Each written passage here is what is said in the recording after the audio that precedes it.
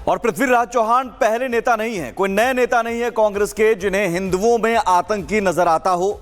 इससे पहले भी कई नेताओं के बयान सामने आए हैं। ऐसा लगता है कि कांग्रेस में होड़ मची है हिंदुओं को आतंकी साबित करने की। आपको बताते हैं कब कब किस किस नेता ने बयान दिया। 2010 में पी चिदंबरम ने कहा भगवा आतंक एक नया खतरा। मालेगांव ब्लास्ट केस के बाद ही यह भगवा आतंक की थ्योरी गढ़ी गई। 2013 में सुशील कुमार शिंदे कांग्रेस के नेता, उन्होंने कहा कि आरएसएस और बीजेपी कैंप में हिंदू आतंक को बढ़ावा दिया जा रहा है। 2013 में दिग्विजय सिंह कांग्रेस के नेता, उन्होंने कहा कि आरएसएस बम फैक्ट्री चलाकर आतंक फैलाता है। और 2024 में पिछले ही साल राहुल गांधी ने तो सदन में कहा था कि अपने आप को हिंदू कहने वाले हिंसा और नफरत फैलाते हैं। और 2025 में अब पृथ्वीराज चौहान कहते हैं कि भगवा आतंक नहीं, हिंदू आतंक कहो, हिंदू कट्टरपंथी आतंक कहो, सनातनी आतंक कहो। सवाल कई सारे हैं और वो सवाल सुलगते सवाल। अनामिका, तो हमने आपको बताया कि आखिर कब कब कांग्रेस की ओर से सनातन हिंदू धर्म का अपमान किया गया। ये तो कुछ बातें थी, एक लंबी लिस्ट है जो कांग्रेस के नेताओं ने सनातन का अपमान किया। आखिर कांग्रेस क्यों भारत की बहुसंख्यक आबादी हिंदुओं को आतंकी साबित करने पर तुली हुई है? सबसे बड़ा सवाल ये उठ रहा है। सवाल यह है कि कांग्रेस को हिंदू आतंकी दिखते क्यों हैं? आखिर क्यों हिंदू ही सिर्फ आतंकी दिख रहे हैं? सनातनियों को बदनाम करने की क्या सुपारी ले रखी है कांग्रेस के नेताओं ने? पृथ्वीराज चौहान ने सनातनी आतंक क्यों कहा और हिंदू कट्टरपंथी आतंक कहने पर माफी कब मांगी जाएगी? क्या कांग्रेस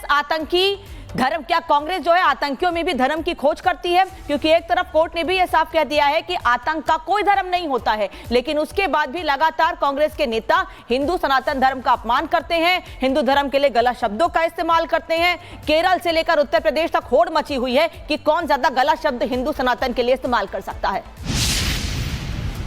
और इस तरह के बयान तब दिए जा रहे हैं जब मालेगांव ब्लास्ट केस में कोर्ट ने उस नैरेटिव, उस थ्योरी को एक्सपोज कर दिया जो कहा गया था कि भगवा आतंकवाद है। 7 आरोपियों को बरी कर दिया और यहां तक कि कहा कि आतंकवाद का कोई धर्म नहीं होता। लेकिन अब देखिए, अब कोर्ट के फैसले को धार्मिक चश्मे से देखा जा रहा है और फैसले के खिलाफ जमीयत उलेमाए हिंद ने हाईकोर्ट जाने का फैसला किया है। यह पूरी रिपोर्ट देखिए।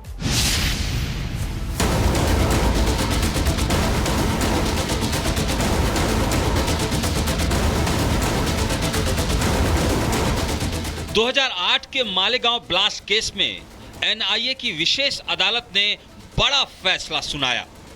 17 साल के लंबे इंतजार के बाद आखिरकार प्रज्ञा सिंह और कर्नल पुरोहित समेत सभी 7 आरोपियों को अदालत ने बरी कर दिया है। कोर्ट के इस फैसले के बाद न केवल आरोपियों को क्लीन चिट मिली, बल्कि भगवा आतंकवाद के झूठे नैरेटिव गढ़ने वालों के मुंह पर करारा तमाचा भी लगा है। लेकिन मालेगांव केस के फैसले से कुछ लोग आहत हैं और उन्हें कोर्ट का यह फैसला रास नहीं आ रहा। एनआईए कोर्ट के फैसले को चुनौती देगा जमीयत। जमीयत खटखटाएगी बॉम्बे हाई कोर्ट का दरवाजा। आखिर क्या खेल खेल रहे हैं मौलाना अरशद मदनी? जमीयत उलेमाए हिंद ने कहा है कि वो इस फैसले को ऊपरी अदालत में चुनौती देगी। जमीयत उलेमाए हिंद के अध्यक्ष मौलाना अरशद मदनी की लीगल सेल अगस्त के पहले हफ्ते में बॉम्बे हाई कोर्ट का रुख करेगी। सूत्रों के मुताबिक जमीयत उलेमाए हिंद का कहना है कि क्या केंद्र सरकार ट्रेन ब्लास्ट केस की तरह मालेगांव ब्लास्ट के फैसले को भी ऊपरी कोर्ट में चुनौती देगी। आपको बता दें कि जमीयत उलेमाए हिंद मालेगांव ब्लास्ट में मारे गए लोगों की तरफ से केस लड़ रही थी और इस केस में एनआईए कोर्ट के फैसले का विरोध कर रही है। एनआईए कोर्ट के फैसले को चैलेंज देने की बात कहकर जमीयत ने एक बार फिर से अपनी कट्टर मानसिकता को उजागर कर दिया है। ये वही जमीयत है जिसने कुछ दिन पहले मुंबई ट्रेन ब्लास्ट केस का फैसला आने पर मिठाइयां बांटी थी, लेकिन अब मालेगांव केस का फैसला आने पर मातम मना रही है। न्याय की दुहाई देकर अपना छाती पीट रही है, यानी चित भी मेरी और पट भी मेरी। अगर फैसला हित में आया होता तो कबूल और खिलाफ आया तो विरोध। वाह रे जमीयत और जमीयत उलेमाए हिंद। पहले आप मालेगांव केस के पीड़ित की कहानी उन्हीं की जुबानी सुनिए, फिर तय करिए जमीयत का जमीर जिंदा है या उसे मौत आ गई है। जांच का दायरे में आने के बाद केस का रिपोर्ट आता है तो रिपोर्ट आता है कि मैंने सुसाइड अटेम्प्ट ही नहीं किया था, जहर खाया ही नहीं था। जब कांग्रेस क्या इस बात का जवाब देगी कि हमें एम्स में किस लिए रखा गया 4 दिनों तक? क्या कांग्रेस इस बात का जवाब देगी कि अनकॉन्शियस सिचुएशन में क्यों भर्ती कराया गया एम्स में? और कांग्रेस के त्रिपाठी जी यहां बैठे हैं, मैं उस समय का पल पल का गवाह हूं जब आप अत्याचार कर रहे थे और हर सहिष्णु हिंदू मौन होकर वो सह रहा था कि ईश्वर इंसाफ करेगा। जमीयत को मुंबई ट्रेन ब्लास्ट के पीड़ितों के आंसू तो दिखते हैं, लेकिन मालेगांव केस के पीड़ितों के आंसू नहीं दिखते। आखिर जमीयत का यह सेलेक्टिव नैरेटिव कब तक चलेगा, इस पर जमीयत को विचार करना होगा। Bureau report, Republic Bharat. और पृथ्वीराज चौहान पहले नेता नहीं है, कोई नए नेता नहीं है कांग्रेस के जिन्हें हिंदुओं में आतंकी नजर आता हो। इससे पहले भी कई नेताओं के बयान सामने आए हैं। ऐसा लगता है कि कांग्रेस में होड़ मची है हिंदुओं को आतंकी साबित करने की। आपको बताते हैं कब कब किस किस नेता ने बयान दिया। 2010 में पी चिदंबरम ने कहा भगवा आतंक एक नया खतरा। मालेगांव ब्लास्ट केस के बाद ही यह भगवा आतंक की थ्योरी गढ़ी गई। 2013 में सुशील कुमार शिंदे कांग्रेस के नेता, उन्होंने कहा कि आरएसएस और बीजेपी कैंप में हिंदू आतंक को बढ़ावा दिया जा रहा है। 2013 में दिग्विजय सिंह कांग्रेस के नेता, उन्होंने कहा कि आरएसएस बम फैक्ट्री चलाकर आतंक फैलाता है। और 2024 में पिछले ही साल राहुल गांधी ने तो सदन में कहा था कि अपने आप को हिंदू कहने वाले हिंसा और नफरत फैलाते हैं। और 2025 में अब पृथ्वीराज चौहान कहते हैं कि भगवा आतंक नहीं, हिंदू आतंक कहो, हिंदू कट्टरपंथी आतंक कहो, सनातनी आतंक कहो। सवाल कई सारे हैं और वो सवाल सुलगते सवाल। अनामिका, तो हमने आपको बताया कि आखिर कब कब कांग्रेस की ओर से सनातन हिंदू धर्म का अपमान किया गया। ये तो कुछ बातें थी, एक लंबी लिस्ट है जो कांग्रेस के नेताओं ने सनातन का अपमान किया। आखिर कांग्रेस क्यों भारत की बहुसंख्यक आबादी हिंदुओं को आतंकी साबित करने पर तुली हुई है, सबसे बड़ा सवाल ये उठ रहा है। सवाल यह है कि कांग्रेस को हिंदू आतंकी दिखते क्यों हैं? आखिर क्यों हिंदू ही सिर्फ आतंकी दिख रहे हैं? सनातनियों को बदनाम करने की क्या सुपारी ले रखी है कांग्रेस के नेताओं ने? पृथ्वीराज चौहान ने सनातनी आतंक क्यों कहा और हिंदू कट्टरपंथी आतंक कहने पर माफी कब मांगी जाएगी? क्या कांग्रेस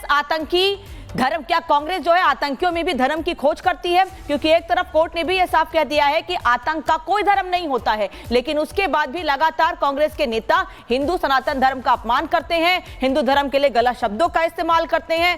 केरल से लेकर उत्तर प्रदेश तक होड़ मची हुई है कि कौन ज्यादा गलत शब्द हिंदू सनातन के लिए इस्तेमाल कर सकता है।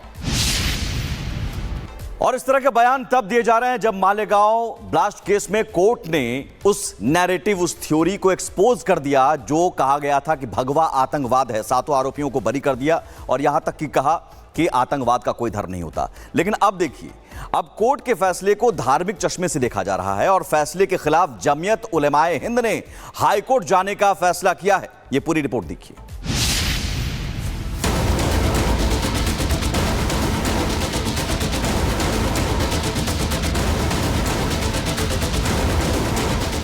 2008 के मालेगांव ब्लास्ट केस में एनआईए की विशेष अदालत ने बड़ा फैसला सुनाया। 17 साल के लंबे इंतजार के बाद आखिरकार प्रज्ञा सिंह और कर्नल पुरोहित समेत सभी 7 आरोपियों को अदालत ने बरी कर दिया है। कोर्ट के इस फैसले के बाद न केवल आरोपियों को क्लीन चिट मिली, बल्कि भगवा आतंकवाद के झूठे नैरेटिव गढ़ने वालों के मुंह पर करारा तमाचा भी लगा है। लेकिन मालेगांव केस के फैसले से कुछ लोग आहत हैं और उन्हें कोर्ट का यह फैसला रास नहीं आ रहा। एनआईए कोर्ट के फैसले को चुनौती देगा जमीयत खटखटाएगी बॉम्बे हाई कोर्ट का दरवाजा। आखिर क्या खेल खेल रहे हैं मौलाना अरशद मदनी? जमीयत उलेमाए हिंद ने कहा है कि वो इस फैसले को ऊपरी अदालत में चुनौती देगी। जमीयत उलेमाए हिंद के अध्यक्ष मौलाना अरशद मदनी की लीगल सेल अगस्त के पहले हफ्ते में बॉम्बे हाई कोर्ट का रुख करेगी। सूत्रों के मुताबिक जमीयत उलेमाए हिंद का कहना है कि क्या केंद्र सरकार ट्रेन ब्लास्ट केस की तरह मालेगांव ब्लास्ट के फैसले को भी ऊपरी कोर्ट में चुनौती देगी। आपको बता दें कि जमीयत उलेमाए हिंद मालेगांव ब्लास्ट में मारे गए लोगों की तरफ से केस लड़ रही थी और इस केस में एनआईए कोर्ट के फैसले का विरोध कर रही है। एनआईए कोर्ट के फैसले को चैलेंज देने की बात कहकर जमीयत ने एक बार फिर से अपनी कट्टर मानसिकता को उजागर कर दिया है। ये वही जमीयत है जिसने कुछ दिन पहले मुंबई ट्रेन ब्लास्ट केस का फैसला आने पर मिठाइयां बांटी थी, लेकिन अब मालेगांव केस का फैसला आने पर मातम मना रही है, न्याय की दुहाई देकर अपना छाती पीट रही है। यानी चित भी मेरी और पट भी मेरी। अगर फैसला हित में आया होता तो कबूल और खिलाफ आया तो विरोध। वाह रे जमीयत और जमीयत उलेमाए हिंद। पहले आप मालेगांव केस के पीड़ित की कहानी उन्हीं की जुबानी सुनिए, फिर तय करिए जमीयत का जमीर जिंदा है या उसे मौत आ गई है। जांच का दायरे में आने के बाद केस का रिपोर्ट आता है तो रिपोर्ट आता है कि मैंने सुसाइड अटेम्प्ट ही नहीं किया था, जहर खाया ही नहीं था। जब कांग्रेस क्या इस बात का जवाब देगी कि हमें एम्स में किस लिए रखा गया 4 दिनों तक? क्या कांग्रेस इस बात का जवाब देगी कि अनकॉन्शियस सिचुएशन में क्यों भर्ती कराया गया एम्स में? और कांग्रेस के त्रिपाठी जी यहां बैठे हैं, मैं उस समय का पल पल का गवाह हूं जब आप अत्याचार कर रहे थे और हर सहिष्णु हिंदू मौन होकर वो सह रहा था कि ईश्वर इंसाफ करेगा। जमीयत को मुंबई ट्रेन ब्लास्ट के पीड़ितों के आंसू तो दिखते हैं, लेकिन मालेगांव केस के पीड़ितों के आंसू नहीं दिखते। आखिर जमीयत का ये सेलेक्टिव नैरेटिव कब तक चलेगा, इस पर जमीयत को विचार करना होगा। Bureau report, Republic Bharat.